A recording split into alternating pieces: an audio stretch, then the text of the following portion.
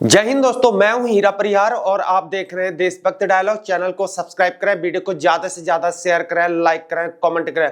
दोस्तों आज हम बात करेंगे जो लोग प्राइवेट सेक्टर में काम करते हैं, प्राइवेट कंपनीज में काम करते हैं या प्राइवेट जॉब करते हैं। आज हम उन भाइयों उन बहनों के बारे में बात करेंगे या उन रेस्पेक्टेड पर्संस के बारे में बात करेंगे जो लोग यहाँ पर प्राइवेट जॉब करते हैं प्राइवेट सेक्टर के अंतर्गत। लेकिन वहां पर जब हमारा पीएफ कटता है यानी कि हम उसमें कंट्रीब्यूट करते हैं और कुछ जो है यहाँ पर प्राइवेट सेक्टर के अंदर प्राइवेट कंपनी जो है उसमें कंट्रीब्यूट करती है, इस प्रकार से हमको वहां पर पेंशन मिलती है। लेकिन मैंने इसकी एक वीडियोस बना रखी है ऑलरेडी, पहले एक वीडियो बना रखी है जिसमें मैंने गहनता से बता रखा है एम्प्लॉयर और एम्प्लॉइज दोनों के बारे में बता रखा है, यानी कि कंपनी और यहां पर जो वहां पर एम्प्लॉइज है, जो कर्मचारी है, उन दोनों के बारे में यहां पर मैंने गहनता से बता रखा है। ईपीएफओ के अंतर्गत पीएफ के बारे में जानकारी, पीपीएफ के बारे में जानकारी, ईपीएफ के बारे में जानकारी, ये सारी जानकारी मैंने ऑलरेडी पहले बता चुका हूं।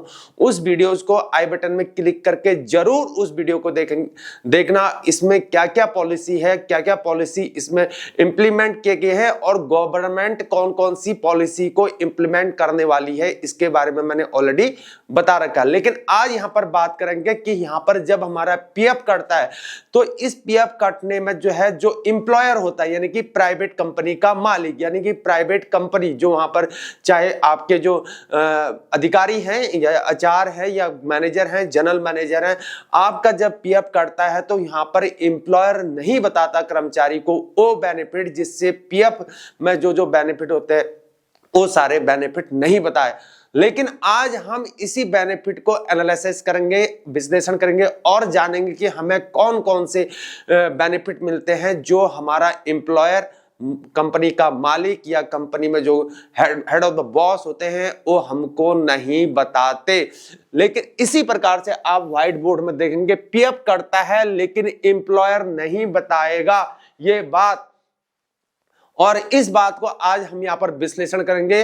अगर आपको हमारी वीडियोस पसंद आती है, उसके बाद हमारी जानकारी अगर आपको इसके बाद अच्छी लगती है तो हमारे चैनल को कर देना सब्सक्राइब, वीडियो को कर देना लाइक, वीडियो को कर देना शेयर। तो इस प्रकार जो है आप फिर भी बोलोगे कि वाह जी भाई वाह। तो इस प्रकार से दोस्तों अब बात करेंगे कि पेंशन आखिर हमें कब मिलती है। ईपीएफओ के अंतर्गत हमें पेंशन कब मिलती है इसकी जानकारी लेते हैं। यानी कि 10 साल तक यानी कि ईपीएफओ के अंतर्गत हमको क्या करना पड़ता है, कंट्रीब्यूशन करना पड़ता है, यानी कि उसमें हमने पैसा कटवाना पड़ता है, यानी कि पैसा कटेगा, यानी कि अपना योगदान हमने देना है। यानी कि इस प्रकार से जो है पैसा जब कटेगा तो हमें क्या मिलेगी, पेंशन मिलेगी। पेंशन कितने साल में शुरू होगी, तो दोस्तों यहां पर दूसरा पॉइंट है कि पेंशन आखिर कितने साल में शुरू होगी। पेंशन तभी शुरू होगी जब 58 साल की उम्र हो जाएगी। लेकिन उसके बाद क्या होगा, अर्ली पेंशन की बात करेंगे। अर्ली पेंशन कब मिलेगी दोस्तों, अर्ली पेंशन यदि कोई ईपीएफओ मेंबर यहां पर पेंशन का हकदार है, देखो लिखा है पेंशन का हकदार है और 58 साल यानी कि 58 ईयर्स की उम्र से पहले अगर वो पेंशन लेना चाहता है तो 50 साल की एज के बाद भी वो पेंशन को यहां पर क्लेम कर सकता है। लेकिन इन वाले केसेस में उसको यहां पर पेंशन क्या होती है, 4%, यहां पर 4% यहां पर क्या मिलती है, पेंशन घटकर मिलती है। एवरी ईयर जो पेंशन जो होती है हमको क्या मिलेगी, घटकर मिलेगी। अगर हम पेंशन को 50 साल में अगर क्लेम करते हैं तो 58 साल से पहले क्लेम करते हैं तो इस प्रकार हमको पेंशन क्या मिलेगी, घटकर मिलेगी। तो यहां पर लिखा है हमने, लेकिन इसमें हर साल 4% के हिसाब से पेंशन क्या कर दी जाएगी, घटाकर दी जाएगी। मेरे दोस्तों आपको ये बातों को समझना बहुत जरूरी है। जो भी मेरे भाई, जो भी मेरी बहनें यहाँ पर प्राइवेट सेक्टर के अंदर काम कर रही हैं, प्राइवेट जॉब कर रही हैं, तो इन बातों को समझना बहुत जरूरी है। क्या ईपीएफओ मेंबर की फैमिली को भी पेंशन पाने का राइट है? यानी कि ईपीएफओ मेंबर यानी कि जिसका पैसा पीएफ कटता है ईपीएफओ के अंतर्गत, क्या उसकी फैमिली मतलब उसकी वाइफ मतलब अनोखे मतलब नेक्स्ट ऑफ किन कौन होगी? स्पाउस होगी, यानी कि फैमिली क्या उसमें पेंशन पाने के हकदार है? तो हाँ मेरे दोस्तों, आपकी फैमिली यानी कि हमारी फैमिली पेंशन, हमारी वाइफ इसमें पेंशन पाने की हकदार है। आगे देखते हैं, जॉब पेंशन कितनी बनेगी? तो मेरे दोस्तों इस प्रकार से हमारी पेंशन कितनी बनेगी? पेंशन उतनी ही बनेगी जितना हमारा योगदान होगा, यानी कि हम पेंशन फंड में कितना योगदान कर रहे हैं इस पर निर्भर करेगा कि हमारी पेंशन कितनी बनेगी। आप 58 साल के बाद 60 साल तक पेंशन के लिए क्लेम कर सकते हैं, यानी कि जब 58 साल के हो जाएंगे तो 60 साल के बाद पेंशन में क्लेम कर सकते हैं। इस प्रकार ईपीएफओ मेंबर को एवरी ईयर जो है 4% फीसदी जो है पेंशन बढ़कर मिलती है, यानी कि 4% यहां पर हमको पेंशन क्या मिलेगी? यहां पर बढ़कर मिलेगी। कब मिलेगी? जब आप 58 साल के बाद 60 साल तक के लिए पेंशन यहां पर क्लेम कर सकते हैं। इसी प्रकार जो ईपीएफओ मेंबर को एवरी ईयर 4% यहां पर पेंशन क्या मिलेगी? बढ़कर मिलेगी मेरे दोस्तों। अब आगे बढ़ते हैं दोस्तों, अब एग्जाम्पल के तौर पर यहां पर अपनी पेंशन को समझते हैं। किस प्रकार से देखते हैं दोस्तों। एग्जाम्पल लिया हमने पेंशन इन 58 ईयर्स, हमने मान लिया सपोज माना हमने कि 58 साल पर 58 ईयर्स में हमको पेंशन कितनी प्राप्त होती है? यहां पर 10,000 मान रहे हैं हम, ठीक है ना। तो यहां पर मान रहे कि हमें पेंशन 58 साल में 10,000 रुपए प्राप्त होती है। मैंने जैसे आपको बताया थी कि यहां पर पेंशन यहां पर 58 साल से अगर पहले अगर हम होते हैं तो वहां पर क्या होता है? 4% यहां पर क्या होती है? घटकर मिलती है, यानी कि 60 साल में रिटायर हुए तो 60 से अगर 57 साल में, यानी कि 58 साल में हो गया, अगर 57 साल में 58 साल में तो आपको मिलेगी पेंशन, 58 से 60 साल में जो है आपको बढ़कर मिलेगी 4%, लेकिन 58 से कम होने पर 4% कम मिलेगी। 58 से अगर 57 में आ जाते तो एवरी ईयर क्या होगा? 4% आपका घटकर पेंशन मिलेगी। तो उसको एग्जाम्पल से समझते हैं। देखो 57 अगर साल में अगर हम पेंशन को क्लेम करते हैं तो हमें 58 में कितनी मिल रही थी? 10,000 मिल रही थी। अगर हम 58 में रिटायर होते तो कितनी मिलती? 10,000 मान रहे। अब हम 57 में रिटायर होंगे, 57 में अगर हम अपनी पेंशन को क्लेम करते हैं तो देखो 10,000 गुणे 4/100, 10,000 मल्टीप्लाई बाय 4 डिवाइडेड बाय 100। तो इस प्रकार से 4% क्या हो गया? लेस हो गया, कम हो गया 4%। तो 4% कम हो गया तो कितना आया? 400 आंसर आया। इस प्रकार जो मूल यहां पर 58 साल में जो मूल पेंशन होती थी हमारी, जब 10,000 होती थी, हम मान रहे हैं तो 10,000 में से 400 को माइनस कर देंगे तो कितनी बनेगी? 9,600 हमारी क्या बनेगी? इस प्रकार से अगर हमने 57 में पेंशन क्लेम करने का डिसीजन लिया तो 4% क्या होगी? लेस हो जाएगी। उसी प्रकार अगर हम 56 में मान लेते हैं रिटायर होते हैं तो 56 में कितनी लेस हो जाएगी? 58 में 4, मैंने बोला ना एवरी ईयर 4% लेस होगी, यानी कि हर साल 4% लेस हो जाएगी। तो इस प्रकार 56 में कितनी हो जाएगी? 4 + 4 कितना हो गया? 8%। तो इस प्रकार से 10,000 अगर 58 में होते हो 10,000 और 10,000 इंटू 8 डिवाइडेड बाई 100, यानी कि 8% लेस हो जाएगा। तो इस प्रकार से कितना आया? 800। तो 10,000 अगर हम 58 में होते तो 10,000, तो 10,000 माइनस 800 इज इक्वल टू 9,200। तो इस प्रकार से हमारी पेंशन कितनी होगी? 9,200 रुपए होगी। अब हम जब 55 में रिटायरमेंट होते हैं तो कितनी हो जाएगी? 4 + 4 + 4, यानी कि 12% माइनस हो जाएगी। इसी प्रकार अगर हम 54 में रिटायर होंगे तो कितनी हो जाएगी? 16% माइनस हो जाएगी। तो इस प्रकार हर साल जो है 4% पेंशन हमारी कम हो जाएगी अगर हम 58 साल से पहले रिटायर होते हैं। अगर हम 58 से ऊपर को रिटायर होंगे तो इसमें हमको पेंशन बढ़कर मिलती है। 4% उसमें क्या होती है? पेंशन बढ़कर मिलती है। तो अब फैमिली पेंशन की करते हैं मेरे दोस्तों। जैसे कि मैंने आपको दूसरे वाले ऑप्शन में बताया था कि फैमिली पेंशन जो है यहां पर क्या फैमिली पेंशन पाने का राइट है, हमको अधिकार है। तो इस प्रकार जो है दोस्तों यहां पर फैमिली पेंशन पाने का हकदार है। इसमें जो है अगर कोई ईपीएफओ सब्सक्राइबर, ईपीएफओ का मेंबर, उसकी अगर पेंशन जब वो पेंशन क्लेम करता उसके बाद उसकी डेथ हो जाती तो उस वाले केसेस में उसकी पेंशन किसको ट्रांसफर हो जाएगी? उसकी स्पाउस को हो जाएगी, नेक्स्ट ऑफ किन को हो जाएगी, उसकी पत्नी को हो जाएगी। और उसके बाद दो बच्चों को अगर वाइफ भी ना रही तो इस प्रकार जो है यहाँ पर पेंशन 25 साल से कम उम्र है लेकिन बच्चों की यहाँ पर 2 बच्चे हैं, 2 बच्चों को, इन वाले केसेस में आपको बच्चों को यहाँ पर फैमिली पेंशन दी जाती है। अगर ईपीएफओ सब्सक्राइबर के अगर 3 बच्चे हुए तो उस वाले केसेस में पहले बच्चे की उम्र जब 25 साल क्रॉस हो जाएगी तो उसके बाद जो तीसरे बच्चे की भी पेंशन इस वाले केसेस में शुरू हो जाएगी। तो इस प्रकार मैंने लिखा है यहाँ पर फैमिली पेंशन ईपीएफओ सब्सक्राइबर यानी कि ईपीएफओ मेंबर, ठीक है ना, की डेथ है के बाद उसकी पेंशन किसको मिलेगी? स्पाउस को मिलेगी यानी पत्नी को मिलेगी। 25 साल से कम उम्र वाले बच्चों को पेंशन केवल 2 बच्चों को लागू है, लेकिन 3 बच्चे हुए तो फिर क्या होगा?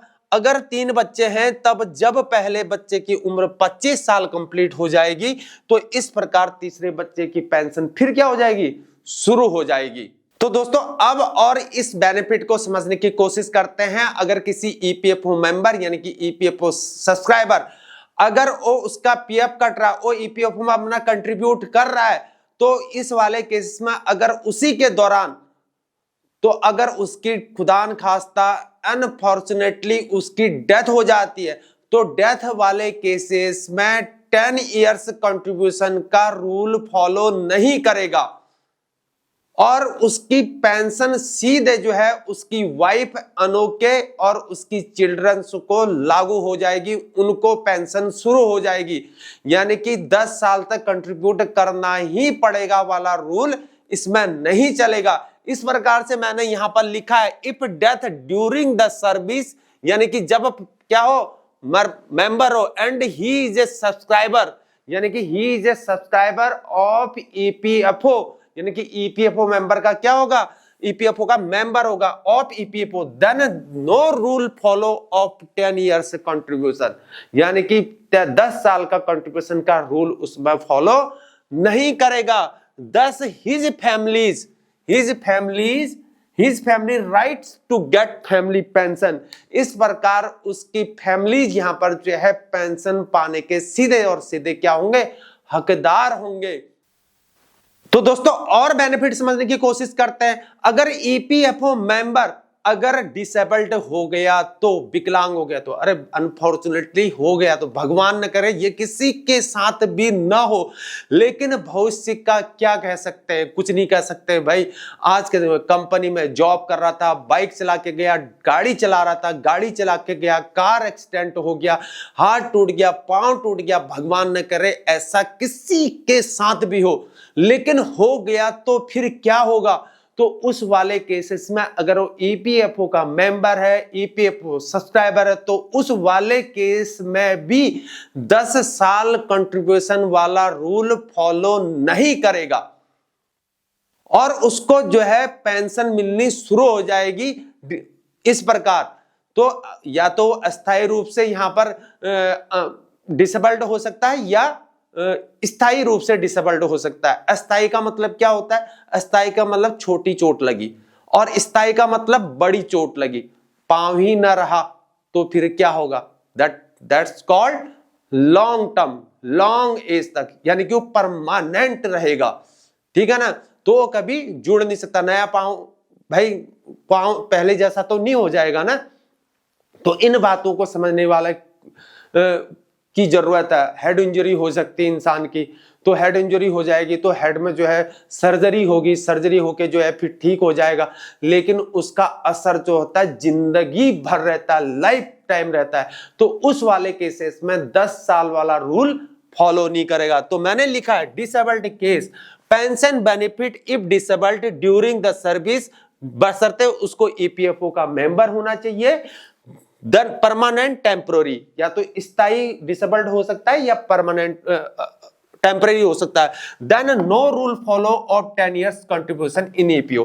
तो इस वाले केसेस में जो है ईपीएफओ में 10 साल वाला रूल कंट्रीब्यूशन का फॉलो नहीं करता है। If the subscriber contributes in EPFO till 2 years then member has rights to get pension.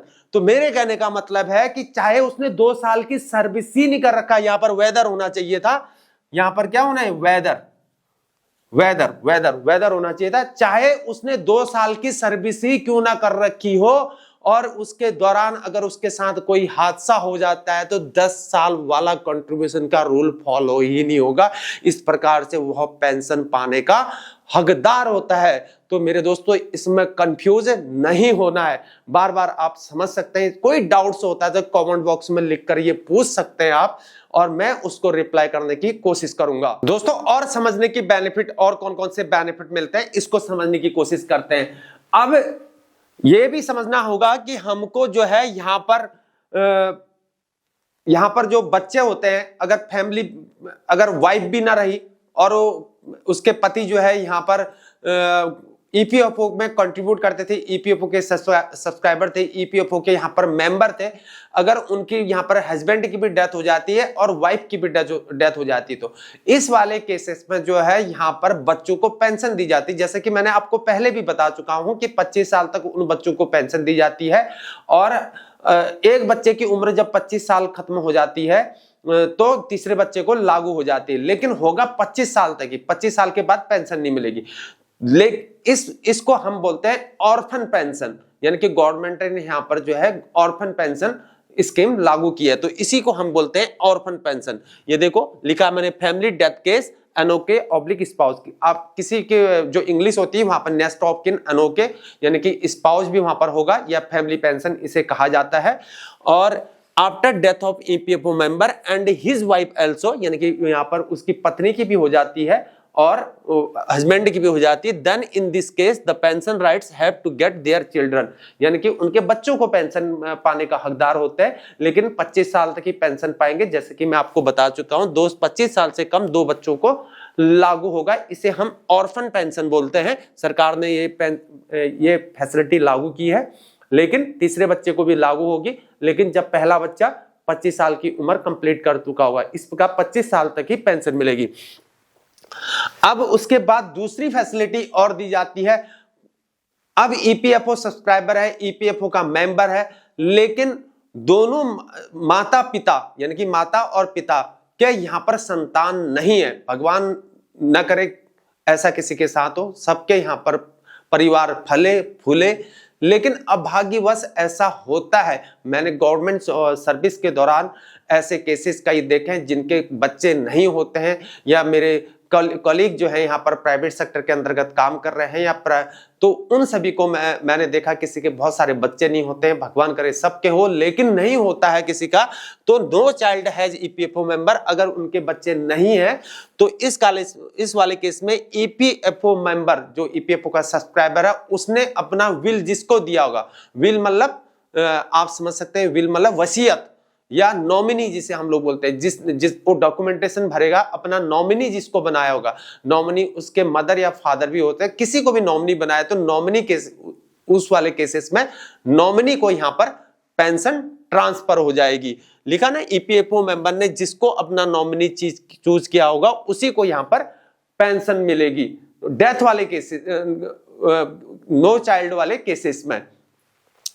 और फिर उसके बाद माता पिता, अगर उन्होंने यहाँ पर माता पिता को अगर यहाँ पर अपना नॉमिनी बना होगा, यानी कि माता पिता दोनों को यहाँ पर अपना विल, जब डॉक्यूमेंटेशन भरेगा विल डेथ केस, तो वहां पर जो है यहाँ पर उसके माता पिता को पेंशन क्या हो जाएगी, ट्रांसफर हो जाएगी। लेकिन यहाँ पर क्या होगा, उस समय जो है उसी तय की हुई जो राशि होगी उन दोनों में डिवाइड हो जाएगी, यानी माता को भी हो जाएगी और पिता को भी डिवाइडेशन हो जाएगा उसका।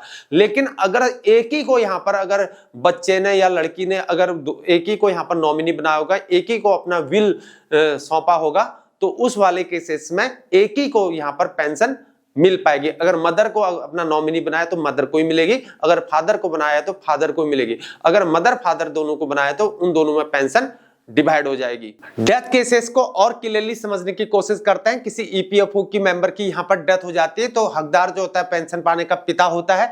अगर पिता की भी डेथ हो जाती तो इस वाले केसेस में फिर उसके बाद किसको पेंशन ट्रांसफर हो जाएगी, उसकी माता को ट्रांसफर हो जाएगी और माता को यहां पर फुल पेंशन ट्रांसफर हो जाएगी। और लेकिन जब पेंशन पाने के वहां पर यह केसेस होगा तो उस समय जो है एक फॉर्म 10D जो है फिलअप करना होता है, तो फॉर्म 10D को भरना होगा। मैं आशा करता हूं कि आपको जितने भी मैंने यहां पर बेनिफिट्स बताए, जो कि आपके एम्प्लॉयर जो है आपको ये बेनिफिट्स नहीं बताते हैं, तो मैंने ये बेनिफिट आपको बताया। मेरी मान्यता को आपको अगर पसंद आती है या आपको ये जानकारी अगर अच्छी लगती है तो वीडियोस को लाइक करना है, चैनल को सब्सक्राइब करना है और चैनल को और वीडियोस को शेयर करना है अपने साथ वाले, अपने बडीज और अपने कलीग में।